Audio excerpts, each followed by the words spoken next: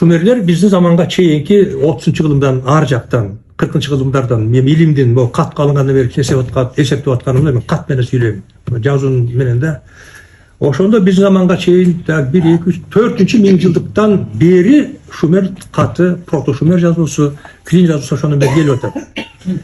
25-кылымда биздин замандын 25-кылымынан баштап бул семиттердин ата-бабалары аккаттыктар чыгат. 1,5 жылдан кийин ошол аккаттыктар даяр моорекил шумерлерден калган клин жазууну, шына жазууну алып туруп, анан өздөрүнө сиңирип кетип атат. Кандай сиңирип атат? Азыр бизде бул сөз немеселе моорекилдин баары бектеп деген сөз арабтыкы, тиги фарстан алынган сөз баланча деп кыргыз сөзүнүн баарын өтүп арабтыкы кылып салышып башка кылып атышат да. Мунун башы тиги Карасай аксакалдан кеткен. Мен ал кишиге кичинекей макала жазганмын, мындай эмес мындай эмес деп да, тейилгери. Ал сакал киши да айта алган эмеспиз. Бирок ушул сөздөрдүн баары арабтан келген. Талим, мектеп, ада кыргыз сөзү кылбай калат да. Анда сөздөрдүн тээ кайда деген суроо туулат. Ошол жана шумерлерден аккаттыктар, еврейлердин, арабтардын, бүт, вавилон, ассирия булардын баарын ата-бабалар кабыл алганда уңгусун, мына бул уңгу иероглифтердин шумерлерден кандай ошондой алып, ага өздөрүнүн мүчөлөрүн гана жалгап койгон. Мына биз кичинекестерде орусча сүйлөйбүз деп, мен барганский, сен келгенский, отурганский деп ушундай сүйлөчүбүз, эсиңерде болсо керектир. Азыр жана тамашалап тырдап жүрбөйбү? Келин келгенский, чай куйганский, эмне кылганский деп. Ошо ски дегендин баары бул семиттердин, аккаттыктардын жалгама мүчөсү. Келген, барган дегендердин баары бул шумер сөзү, биздин сөздө мынакей. Ошол менен түпкү тил, шумерлердин тили аккаттыктарга өткөн. Аккаттыктардан Вавилон, Ассирия деп эки хандык ажырап кетет. Анан берки жактан еврейлерге, арабтарга өтөт дагы. Биздин ата мура сөздөрүбүз, шумерлердин сөздөрү буларга келип кайра дин менен, башка жолдор менен келип, канча кыдырып келип анан өзүбүз келгенден өзүбүз бул кайра ошол сөздөр менен бизди окутатышпайбы? Мына маселе каякта жатат да. Ошол биринчи сөздөргө келгенде өзү баардык жерде моорекил тилди билдирет. Ача тил дейт. Көп башкырда тилди мондай беришет. Ушул бул как орган, язык, тил, ача тил. Ушунун үстүнүндө жаап койгондо тил, дил, сөз катары. Мына сөз. Бул мындай карап койдубу? Тиш деп окулат мына моорекилдин өзү да. Анан ушулар менен окулганда сөздөрдөн мисалы бөрү деген сөз. Бару. Хищный зверь, волк, гиена деп берет. Аккат тилден которуп алып атышат да, мааниси келип атат да. Бару дегенде бөрү деген сөз жатат бизде мына. Бөрү деген сөз жатат. Барык дегенде барыс, жана барс. Г менен зыттыштар бирге өтүп кетет дагы, барс да болуп кеткен. Бирок бөрү барс бир эле уют эмеден чыгып атат да. Жана гиена деген маани шүректен чыгып атат. Экинчи мына манас. Моорекил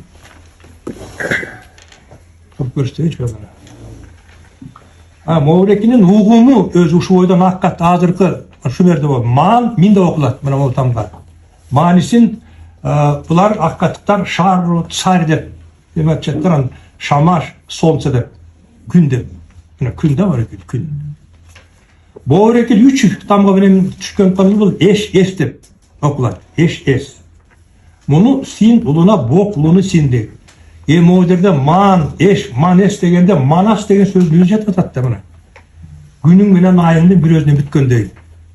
Ал жана сыпаттамасы, сөздүн атаманын өзү манас деген шумердин өзүнүн тилинде, өзүнүн тамгасы менен биздин тилде жатып атат тугандар. Экинчи, кыргыз сөздүн өзүнө моорекилин аккатча моорекил иероглифте окучу шар деп окушат булар. Мааниси добрый, хороший дейт. Хор дегенди карасаң, хороший. Хор деп уңгусуп атат да. Ушул иероглиф катышкан бул тамгалар кошулганда уничтожить, разрушать, анан каркара деген ысым бар, каркара деп берет. Кыр деген сөз жатат го мында. Уничтожить, разрушать, кыр. Биздин сөз. Андан кийин буга дагы бул мына ушул уңгу иероглифке бул теме жалгангандан кийин хур, хир деп окулат. Кольца, браслет деп. Маанисин бүгүнкү тилге орусча кольца, браслет деп которуп берет да. Кырчо, Kırçak degen, kır degen uğu jatar var. Jatar. Uşul ekillenmede Movrek buna bul koşulganda huş vuruş. Mahallen ezdüde, akkatça ezdüde okuyup da günev atsa, anan uruşu kıraslı deyip veretti. Günev atsa, kırgıç, günevli, kızıl, kırmız. Oşonda bu jerdegi hor kır degen uğularga mana bu kız degendi koşkonun özünün içinden kırgız degen söz çıkıp atat mana. Bu Şumer'de 35 bin, 30 bin yıl degen bizden mana bizden kança kurulmak kötü atat. Bizden arkanda 4. bin yıllıkta kırgız degen söz Şumer'in özünün tilinde yazılıp atat mana kay. Kırgız degen sözün özü, böğrü degen söz, manas degen özü. Nuh buna kelim. Nuh paygamber. Noy dedi Biblia'da, Noy dedi Arap'ta, Nuh dedi. Bu neyini bildirir? Bu Şumerlerde buların barı mençiklenip ketmiyor. Kaçı? Nuh degen, Noy, Kam, Sam, Yafet buların barı mençiklenip ketmiyor. Yaka. Uşul Noy degen sözün özü, Şumerlerin mifinde değil var Şumerologlar açıp çıktı dağı bağıl geme jasap alıp eldi topmasından alıp çıkkan kahraman oy Noy'dan da arjapta eken Şumerli yaptırdı Ziusudra degen kahraman eken geroyda açıp çıksa Ziusudra bunu Arno Pöbel degen nemis okumuşsuz açkan Ziusudra dep жүрüşөт azırqa çeyin. Emi Nuh degen sözün özü mana Şumer'in özünde Nu deydi. Bul bolsa bir söz görüp koyganı palgıda okşap kanal arık dep verilet da bu. Bulga çıkkanda mına Movrikil Yerovitleri koşulganda nişakıda okulat Arapça. Jrets dep veriptiler. Bu su aşağıda o su. Movrikil koşulganda bok vadı eye dep verip atacakta. Bunu suun iyesi Nuh deşkerekte. Emi Nuh degendin özü bizden tildi adırqa çeyin. Suunun nugu, noğulu, doğru mu? Noğulu, suunun nugu, kırga koygan nersende noğulu dep koyat, dual dep koyat, arttırganda noğulu deyil. Oşonda no degen söz, Nuh degen sözün özü bizden tilimizin özünde jatat attı. Bu gezde Biblia degen al karanı teti yaptı gez. Anda belki Kur'an, Nuh degen göçüp korup birgen söz bir jakta kança bir 2000 yıl bir jakta alıp kalıp atat. Nuh degen sözün özü mana keşinde turup atat. Oşonda öyle Kam, Sam, Yafet degenlerдің bari nemede şu Şumer'in nemesinde Kilnapiste jatatta. Men oşonu şuların Kilnapistin özünden suğurup çıkıp şulardan okudum. Men bunu nimden aytım kelip atat. Yani bir söz dep atkanımda mana bu yerde Manas, anan Kırgız getip atat da, Nuh getip atat. Emi bir söz degenge gelelim, Altayga gelelim. Şu Altay'ın aslında menen Kıtayga gelgettimde Kıtay degende mınday bir nime var. O Kıtay özü emi Kıtayda 60 bin yeroglif var. 60 bin. Jana bizde Tınıstanıpta, Karasayıpta eң mыкты bilimdүүлөрү 10 bin, 15 binge çeyin kadar yeroglif bilet. Ar jagын bilbeyt. Ar jagı no bolуп kete berет da. Жакшы билимдүүчүлөр 6-7 bin gana yeroglif bilet. 60 bin ar jакта кыймылдабай жатат, козголбой жатат. Bayırkı Kıtay tilini Kıtay özü bilbeyt. Özleri tüpkü tilde kotorup okuyt. Bunu жазма tilde Venyan pismen yazıkta koyatdağı. Bunu adırkı Kıtay tilini kotorup okşat. Buna men söz kurmak bolbos için sizlerge ok berip koyun şunu men özüm. Alımdardın özünün aytkanlarынан. Ana Яхонтов деген алым древний китайский язык деген жазган бирден бир күчтүү алым билсеңиздер керек Яхонтов деген. Ошол айтып атат. Древние китайские тексты сейчас никто не читает с древним произношением. Оно даже не вполне известно. Никто не читает с древним произношением дейт. Байыр Кытай тили дегенди. Бул Сергей Старостин айтып атат. Древний язык не считалось необходимым а фонетическая особенность древнего языка до сих пор принято читать, подставляя на место иероглифов их чтение в современных диалектах, чаще всего в пекинском. Мына бүгүнкү Кытайдын тилинин негизги мамлекет тил катары жашаган тили бул Путунхва дейт. Пекиндин тили. Путунхва дегендин өзүн мына всеобщий язык деп которушат. Путунхва деген өзүндө бүтүн деген сөз жатат. Бүтүн. Путунхва всеобщий язык дейт. Мына ошол Путунхва тили орток тил. Бул индустарга англичан тили орток болгондой, Путунхва тили бүт Кытай үчүн орток тил. Бири-бири сүйлөгөндө түшүнбөйт. Ошон үчүн булар иероглифтен кете албайт. Эми ошол азыркы тилди байыркы иероглифтерге көчүрүп, түшүнүп, ошондон окуп неметип атышат да. Кытай өзү. Бул эми 2000 жылдан бери жагыда Цин Шихуанди деген эми билесиздер, эми Абдулдан император болгон. Цин империясын курган император Цин Шихуанди. Өзүнүн аты Инчен, кыргыздар Эсенхан деген император ушул. Манаштагы Эсенхан ушул Инчен-хан. Бул бийликке келгенден кийин бүт өзү чейинки тарыхтын баарын жок кылган, китептердин баарын өрттөп бүт баарын жок кылдырган жаңы Кытайдын жаңы империянын саясатын башташ үчүн да.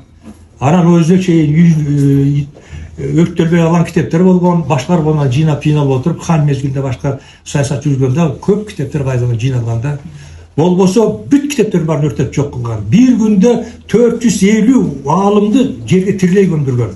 Цин Шихуанди, Эсенхан, Конфуцийчилер деп. А Конфуций деген ар жактагы келип аткан ата-бабадан келаткан немени алып жүргөн киши болгон Конфуций. Конфуцийдин өзү мекени Лу Шандун немесинде, азыр Шандуңда Лу деген өзү Нойгут болуп окулат. Мен азыр көрсөтүп берем. Нойгуттун эли жеринде өскөн экен Конфуций менен. Ошон үчүн булардын баарын билет да, жана Шидзин ырларын окуп чыктым түп нускадан. Биздин тилде сүйлөйт. Мына ошон үчүн жанагы Цин Шихуанди Конфуцийчилердин баарын жок кылып, анан кызыгы 2000 жылдан кийин мына эми буну мындай неметпеш керек, сындагыш деле керек. Мына 49-жылы Кытайда социалистик революция болду.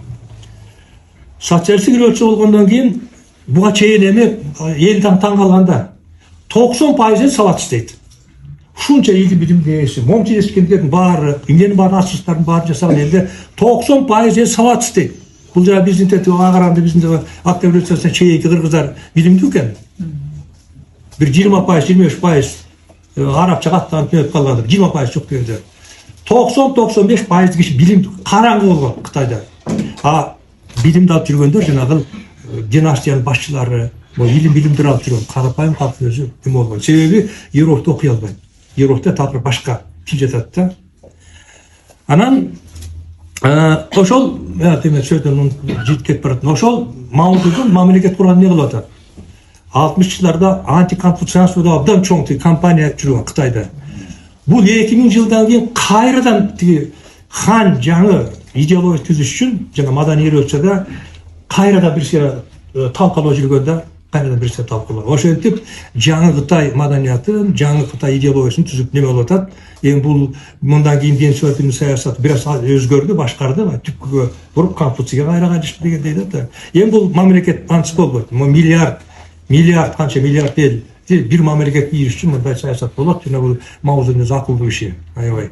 Бул Кытай эл үчүн абдан ченемсиз эмгек сиңирген кишилер да ушулар. Цин Шихуанди тиги демелер, Маудундар эл үчүн, мекен үчүн да. Эми мен жана кыргыз элге келатам ушуну менен. Кыргыз деген сөзгө. Эми ушунун астында дагы бир сөз. Бу мен азыр могулардын бар кыргыз тилин окуп беремин. Кытайдын жанагы никто Пекиндин тиги диалектисин тиги иероглифтерге көчүрүп окутат деп атпайбы? Мен азыр ошол эле иероглифтерге биздин сөздү көчүрүп ичинен биздин кыргыз сөзүн сугуруп чыгып берем. Ошонун астында силер психологияңарды даярдап коеюн деп атканымда эмнеден башталып атат баары? Могу жерде мен Кытай менен эртеден алып уруштум да, карасаң эле биздин элдин салт санаасы, биздин элдин дүйнө таанымы жатат. Эмне деп көп окудум да, аябай көп окудум. Могу Бичуринин китеби жыртылып кетти окуп отуруп, могу жерде турат. Анан окуп отурсам эле момундай бир неме капталып калдым. Анан могу кел Юе деген иероглиф. Юе ай мааниси. Бул болсо жи деп окулат. Мааниси күн. Анан экөө бир жазылып калганда, булар бир тилде, бир уңгулуу тилде миң деп окулат. Мааниси ясный светлый деп турат. Анан карасам ай турат, күн турат. Ай күн деп кошсом Aykın degan söz bunu Yasu Svet'teki maçın çıkılatpay bunu. Janağı Newton'un başına alma baktan uçup ketip başına bir tiyona keyin gravitatsiyanın mizamın ideyasi şak kele çötkö. Oşol siyaptı maga gelgen eң birinci Newton'un başın kurungan alması şu boldu buna. Maurekil. Aykın degan sözdü ay menen kündün birikкен жеринен aykın degan söz taап alıp anan öy dep өз көзім өзім ішемдеймін. Ана аяғын чукулайм, бияғын чукуласам быдырап эле чечиле баштады. Система ашылып кетти да. Система ашылып кетти. Бул бир эле жагы. Мен башка дагы жолдор бар. Мына ушуну менен мен азыр сиздерге ушуну менен эмелекке кыргыздарды немеден ок берем. Кыргызды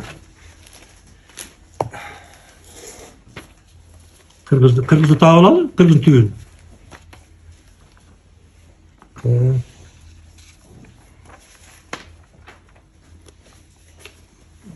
Mana moğoldan gideyim arayında.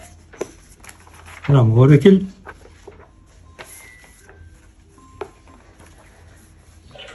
Maurekil Kıtaydan çıkan kitap. Jungo Tanrı degan kitap. Kıtaydan özün Su Yang degan avtor özü yazgan. Bunu oşun eki akta Kıtaydan özünün bizden Kırgızlar kotortup bir dağı 17. sınıftır bizden.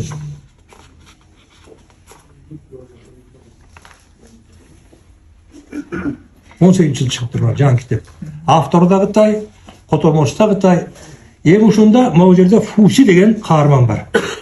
Ana Фуси. Бул эми Полу Бог. Бул Ниванын теги байбишеси делет. Бул жарым кудай деп даңазалган киши да. Кытайдын эмесинде 3 эме бар. 3 эң башкы киши бар, император бар. Ana могу жерде силерге дагы бир толо Kıtay kандай akvalda сүрөттөлөт, başka bir kандай akvalda сүрөттөлөt. Bir de böyle gösterip koyayım. Aynen öyle olsun. Onu karap koyasın. Maurekil Kontsevich деген abdan çok çıkış bas kişi. Oşol Kontsevich düşkön tablitsa. Kıtaydı mı o жерде Kıtay turar. Kıtay'ın tarihi bizim zamanga çeyinki 29. yılından başladı dağı mifическая эпоха трех властителей deydi. Аңыздық 3 Hakan'ın mezgili. 3 Hakan'ın mezgili deydi. 29. yılın. Uşundan başlap ben aytkan jana Çin mana 300 ve 200. yıl. Şuga çeyin bir tutaş tarih жатат. Bu yerde Koreyler gana ilgili olan tarihın. Mana bizlerin Mexanский государство deydi. Gundar mana bu yerde жатып атат. Bu yerдің bari Aktay bu yerde hiç memleket yok. 3. yılın bizim zamanga çeyinki mana Gundardan beri biyattagı yok. Mongoldor 12. yılın mana Çingis Han'dan mana Mongol büt borkak çeyin bari Aktay. Başların bartın Aktay. Kıskası 29. yılından başlap Kıtay'ın özünde gana jatatlar tarih. Eң ошол Кытайдын өзүнө жатат деген тарыхта эң башы кимден башталып атат? Yani 3 degenin biri Fusi деген. Полу Бог, жарым кудай деген адамда. Ушул Фусили, муну эки түрдө аталыш бар.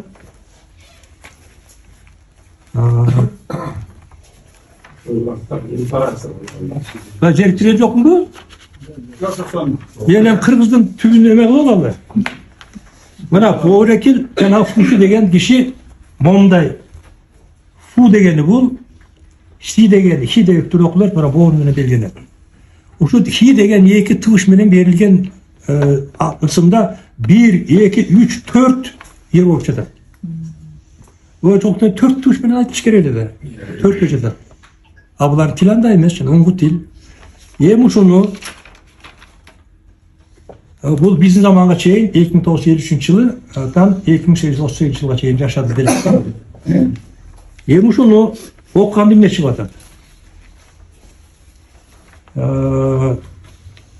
Ben başındaki janağı o jen de okulat kişi bu olsa sabaka de okulat çüyen sabak et börü. Börü kişi burut da bu. Başında bol turanı burut. Börü kişi burut. Kırgız деген ат могу жерде жатат. Bu yan деген кайбирен GFKO. Maurekil. Tamam. Görmüş mü?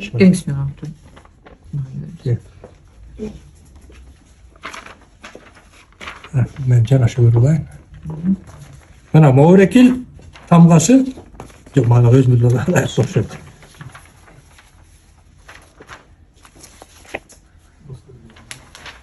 Mana Mavrekil G, H, K degen tamgaları da yazıları.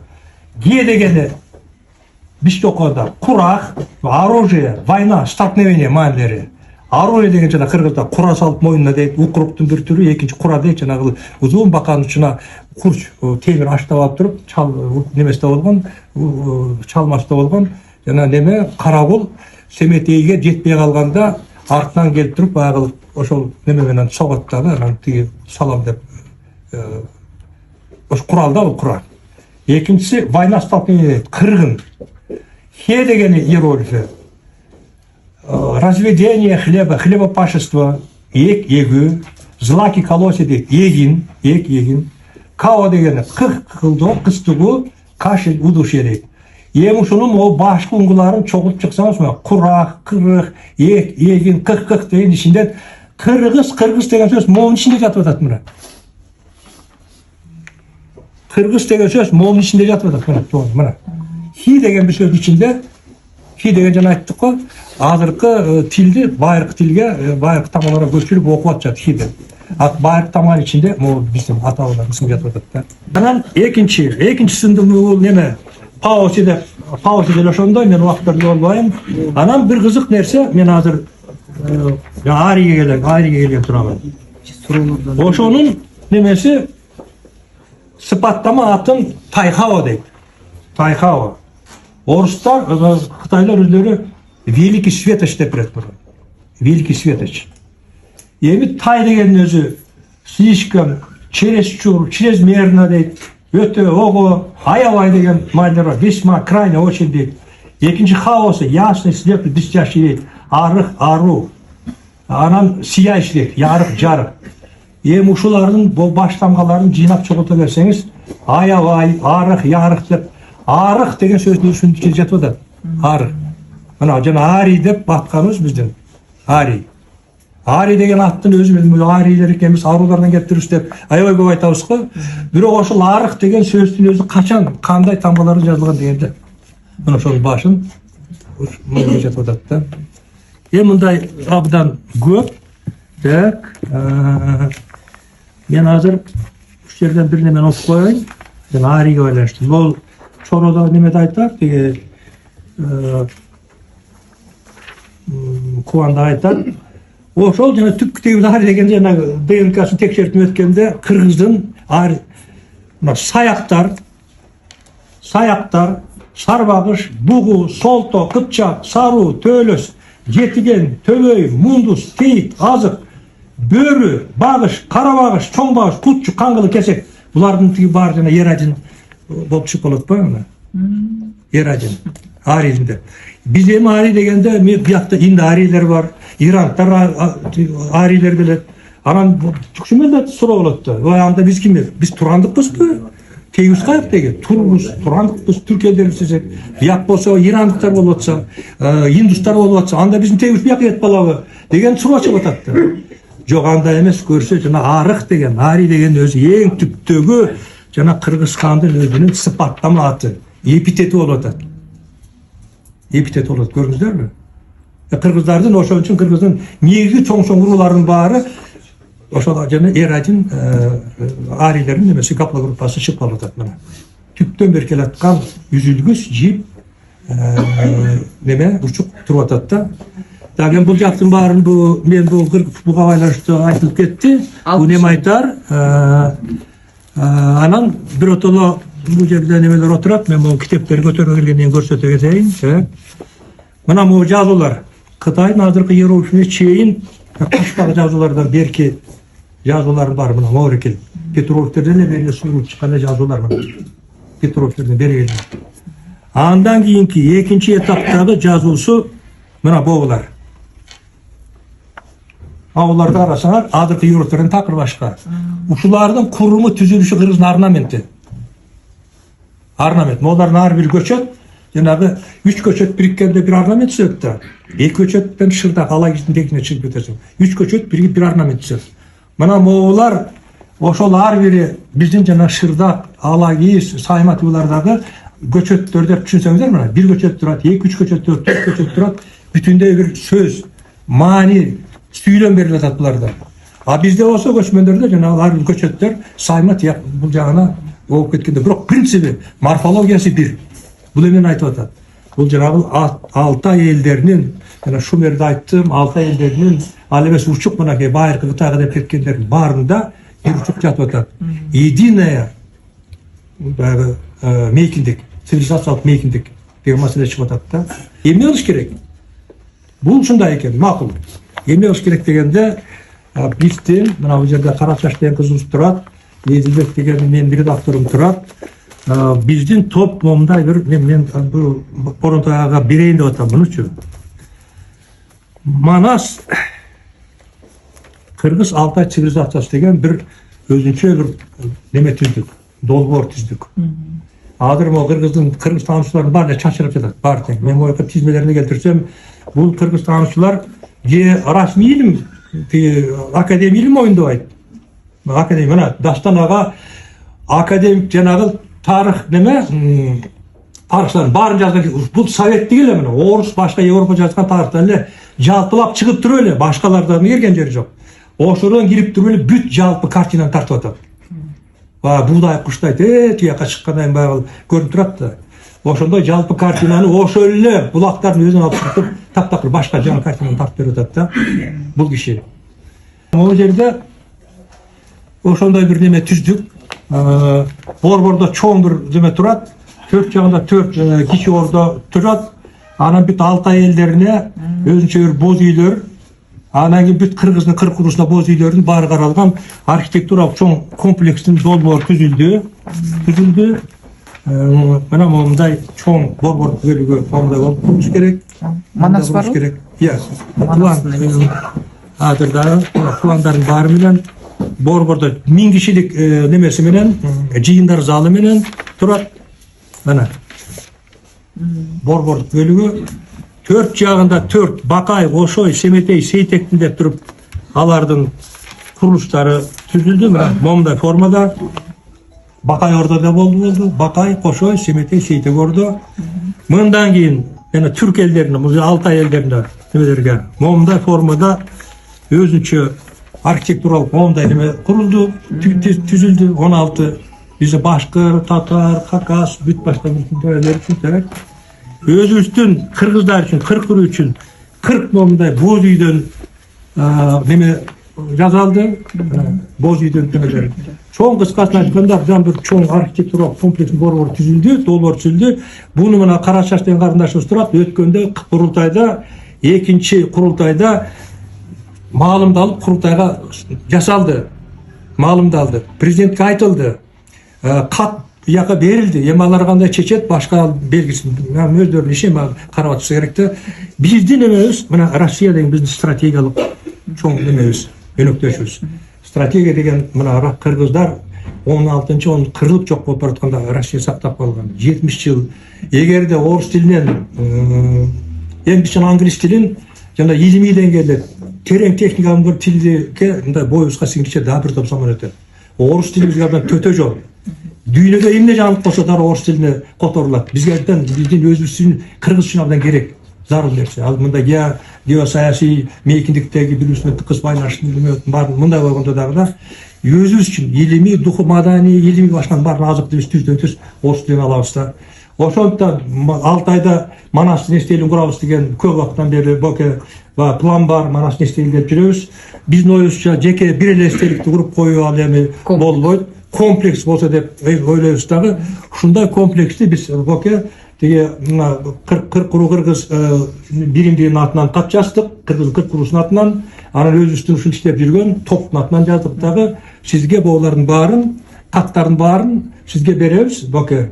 Муну элдин өзүнчө дил берип коет элем сизге, бирок могу элдин астында жоопкерчиликтик кичинекей көтөрүп коелу деп элдин астында берип коеюн деп атамын. Ошондо кыскасы мына Алтай цивилизациясы Алтай цивилизациясы. Ошол Алтай цивилизациясынын очогу бор уюлу Манас. Манасты алып жүргөн кыргыз. Эдебияттын канча нерселер бар тең турат. Кыргыздар, эгерде кыргыздардын мындай иши жүрүшсө, бүткүл Алтай элдеринин иши жүрүшөт. Кыргыздардыкы кичинекей иши кыйшаңдаса, бүткүл баары жүрөт. Ордо, Толто, Өзөк кыргыздар. Ошондуктан бул жакта бизде кандай чечет, боке сизге ушуну Алтайга дагы ушундайды курсак деген биздин бир ак тилек ой бар. Ушуну чогулап иш кылсак, Алтай цивилизациясынын келечегин дагы тикелеп, элдин келечегине, балдардын келечегине арбытып алабыз, өргүтүп алабыз деп ойлойм да мен. Рахмат.